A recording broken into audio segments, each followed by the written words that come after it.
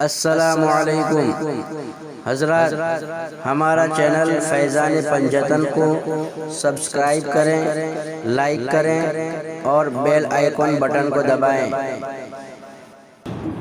اور دیگر اللہ کا ذکر، قرآن پاک کی تلاوت، صدقات، خیرات، غریبوں کی امداد کرنا، یتیموں کے ساتھ بھلائی کرنا، رشتہ داروں کے ساتھ بھلائی کرنا، اور تکلیف دہ چیز اگر کہیں راستے میں ہے تو اس کو ہٹا دینا، یہ تمام چیزیں عبادات میں آتی ہیں۔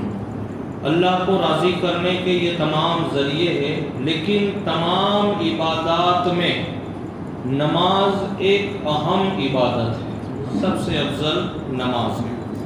اور نماز کے بارے میں کہا گیا ہے کہ نماز افضل العبادات ہے، اہم الفرائض ہے۔ تمام عبادتوں میں افضل و اعلیٰ اگر کوئی عبادت ہے تو وہ نماز ہے۔ نماز کو اس لیے اتنی اہمیت دی گئی کہ اللہ تعالیٰ نے خود کلام پاک میں ارشاد فرمایا کہ اگر تم میرا ذکر کرنا چاہتے ہو تو میری بارگاہ میں سجدہ کرو۔ سجدہ ایک ایسی عبادت ہے کہ جس سے بندے کو اللہ تعالیٰ کا قرب حاصل ہوتا ہے۔ اللہ تعالیٰ بندہ اللہ تعالیٰ سے قریب ہوتا ہے۔ اور ویسے بھی سجدہ اللہ رب العزت کو بہت پسند ہے۔ جب بھی کوئی بندہ اللہ کی بارگاہ میں سجدہ ریز ہوتا ہے تو اس کی تمام اداؤں میں سجدے کی جو ادا ہے وہ اللہ کو بہت پسند ہے۔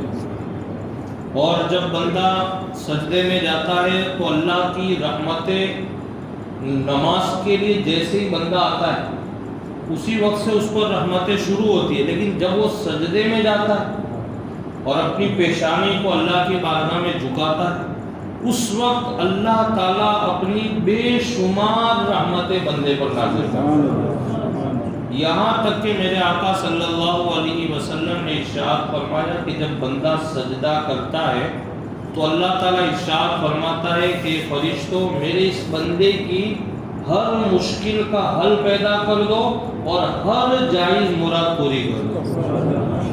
تو ایسے نماز کی تو بے شمار فضیلت ہے، لیکن نماز ایک ایسی عبادت ہے کہ جو تمام عبادات میں سب سے اہم اور سب سے افضل عبادت ہے۔ پہلی امتوں میں نماز ایک مخصوص مقام پر ادا کی جا سکتی تھی۔ پہلے جتنی بھی امتیں گزری ہمارے آقا صلی اللہ علیہ وسلم سے پہلے، اللہ نے ان کے لیے قانون بنایا تھا کہ اگر آپ کو نماز پڑھنی ہے تو یہیں پہ آپ پڑھ سکتے ہو، ہر جگہ پہ وہ نماز نہیں پڑھ سکتے تھے۔ لیکن امت محمدیہ کے لیے اللہ نے یہ کرم فرمایا کہ تم جہاں چاہو وہاں نماز ادا کرو۔ اور صرف اتنا نہیں بلکہ اللہ نے فرمایا تم جہاں کھڑے رہ کے نماز ادا کرو گے وہاں میری رحمتیں برسنے لگیں۔ یہ نماز کی سب سے بڑی اہمیت اور اس کی فضیلت ہے۔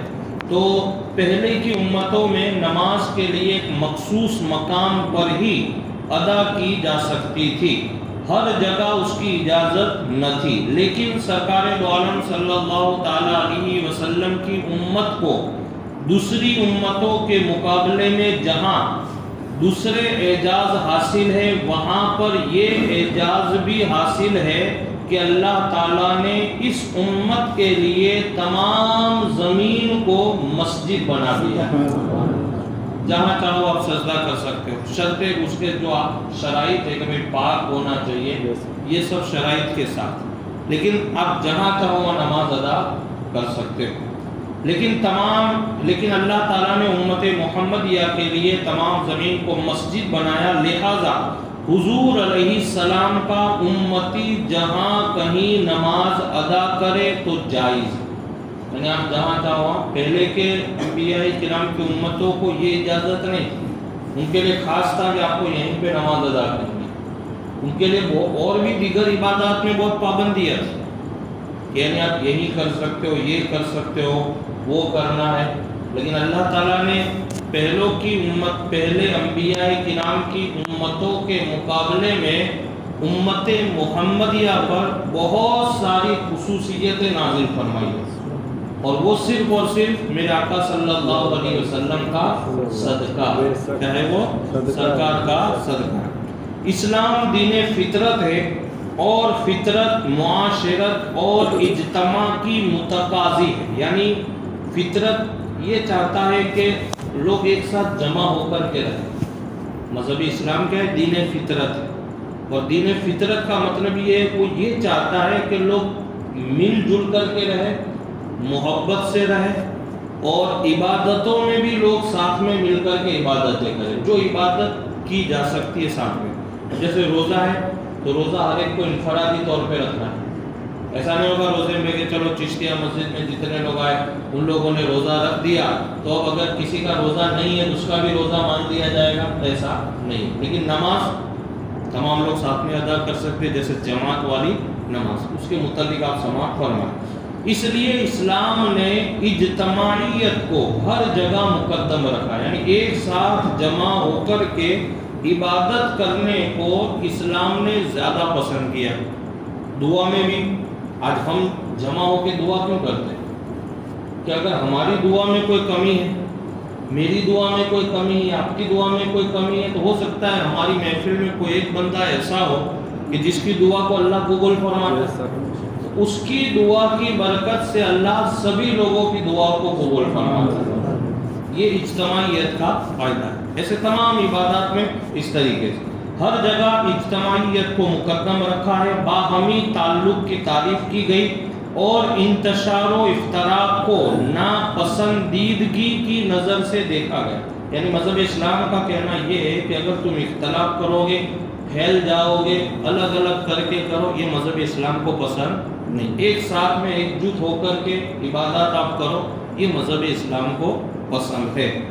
یہی وجہ ہے کہ نماز کے لیے مسجد کا اہتمام کیا گیا۔ یہ جو آج سے ہمارا بیان شروع ہوا ہے یہ آداب مسجد اور مسجد کی فضیلت کے متعلق بیان ہے۔ اس لیے مسجدوں کا اہتمام کیا گیا جہاں مسلمان دن میں 5 مرتبہ جمع ہو کر نہ صرف بارگاہ خداوندی میں اجتماعی حاضری دیتے ہیں اور اپنی معروضات مل کر پیش کرتے ہیں، بلکہ ایک دوسرے کے دکھ سکھ سے آگاہی حاصل بھی کرتے ہیں۔ مسجد کا اہتمام کیوں کیا گیا؟ تاکہ لوگ جماعت کے ساتھ نماز، لیکن صرف اس میں ایسا نہیں کہ پھر لوگ نماز ہی ادا کر، نہیں، بلکہ جب لوگ جمع ہوں گے تو ایک دوسرے کے دکھ اور سکھ کا بھی ہم کو پتہ چلتا ہے۔ جیسا آج ہوتا ہے ہر ایک کا تجربہ ہے، آپ کا جتنے بھی لوگ مسجد میں آتے ہیں ان کا تجربہ ہے کہ جیسے آپ دیکھو گے کہ ایک نمازی بھائی 10 دن تک نہیں آ رہے تو ہم دوسرے کو پوچھتے ہیں وہ حاجی صاحب آتے تھے، وہ خان صاحب آتے تھے، وہ ملک صاحب آتے تھے، ہفتہ 10 دن سے دکھتے نہیں ہیں، کیا بات ہے؟ تو مجھے پتہ ہے، آپ کو پتہ ہے؟ تو نہیں، ان کو پتہ ہے؟ نہیں۔ ایک آدھ کو کسی کو پتہ ہو رکھنے میں ان کی طبیعت خراب ہے تو فوراً ہماری زبان سے کیا نکلا؟ اللہ ان کو تندرستی عطا۔ یہ نماز کا صدقہ ہے کہ ایک دوسرے کی ہم خبر گیری بھی کر رہے ہیں، اور اگر مان لو کوئی تکلیف میں ہے تو نمازی ان کے لیے دعائیں بھی کرتے ہیں۔ تو کہتے ہیں کہ مسجد میں جمع ہو کر کے صرف اتنا نہیں ہے کہ بارگاہ خداوندی میں اجتماعی حاضری دیتے، بلکہ ایک دوسرے کے دکھ سکھ سے آگاہی حاصل کر کے مسائل کے حل کرنے کے لیے مشترکہ جد و جہد بھی کر سکتے ہیں۔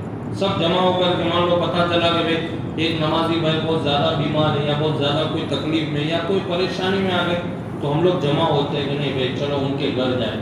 مان لو ہم کوشش کریں گے کہ ان کی تکلیف دور ہو، لیکن اگر وہ نہیں ہو سکتا ہے تو کچھ لوگ ان کے گھر جائیں گے، پوچھیں گے، تسلی دیں گے کہ آپ فکر مت کرو، اللہ آسان فرمائے گا، آپ کی مشکل کو دور فرمائے گا۔ اگر بیمار ہے تو ان کو ہم دعائیں دیتے ہیں کہ اللہ آپ کو تندرستی عطا فرمائے۔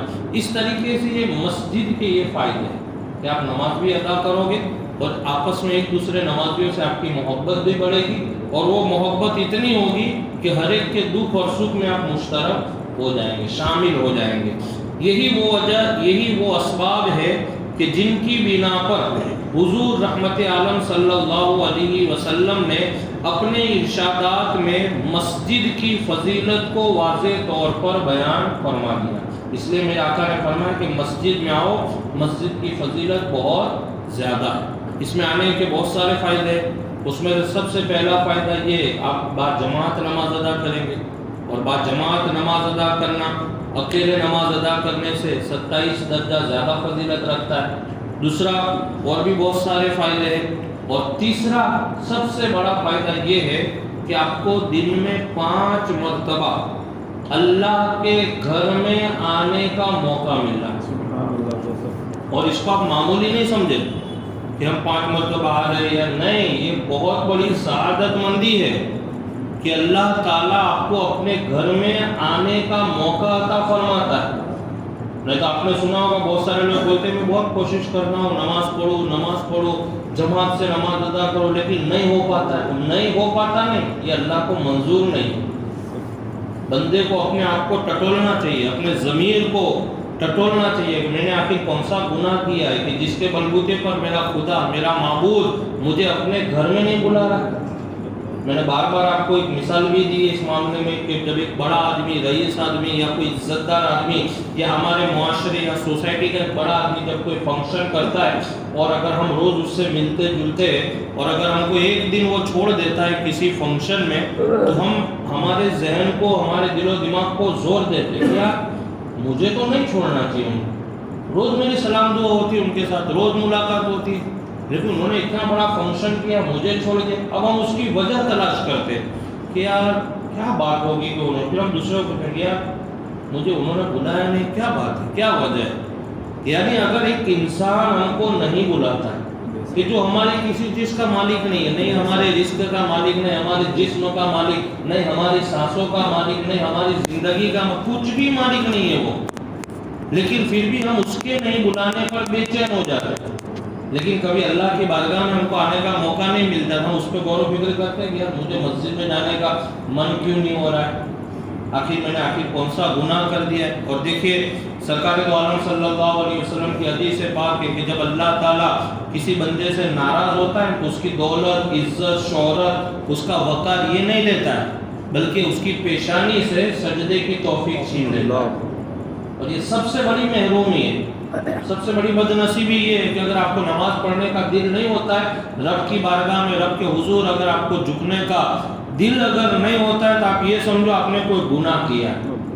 ایک بڑا آدمی ہم کو نہیں بلاتا، ہم وجہ تلاش کرتے کہ یار میں نے کبھی اس کا دل دکھایا ہوگا اس لیے مجھے اس نے نہیں بلایا، لیکن یہ تو اللہ کی بارگاہ ہے، اللہ کا گھر ہے۔ اور یہ گھر کے بارے میں تو میرے آقا نے یہاں تک ارشاد فرمایا کہ مسجد میں جایا کرو، مسجد اللہ کا گھر ہے، اور وہاں جا کر کے اگر مان لو تم اللہ کا دیدار نہیں کر سکتے ہو لیکن اللہ تم پر اپنی نظر کرم ڈالتا ہے، اللہ تعالیٰ تم پر اپنی نظر کرم، کیونکہ اس کے گھر میں آپ آئے، اس لیے اس کے آداب بھی بہت ہیں، بڑے ادب و احترام سے بیٹھنا چاہیے، اور بڑی جتنا ہو سکے اس گھر کا تو اس گھر کی تعظیم کرے، ادب و احترام کرے، احتیاط رکھے کہ کوئی ہم سے بے ادبی نہ ہو جائے۔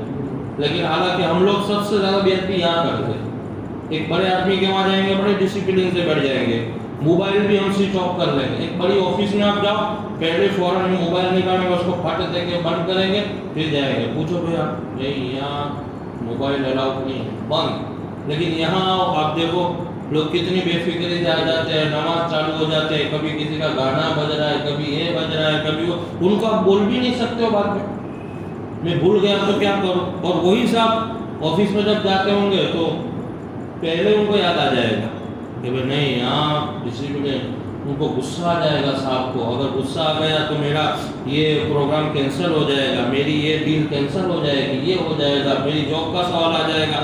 اور یہاں جاب اور ڈیل کا مسئلہ نہیں، یہاں زندگی کا مسئلہ ہے، یہاں تو آپ کی لائف کے ایک ذرے ذرے کا مسئلہ ہے۔ تو یہاں جتنا ہو سکے ادب و احترام کرے، یہ اللہ کا گھر ہے اور اس سے بہتر کوئی جگہ نہیں۔ آقا نے ارشاد فرمایا کہ دنیا میں اگر سب سے بہترین اگر کوئی جگہ ہے تو وہ اللہ کا گھر مسجد ہے۔ اللہ سے دعا ہے کہ اللہ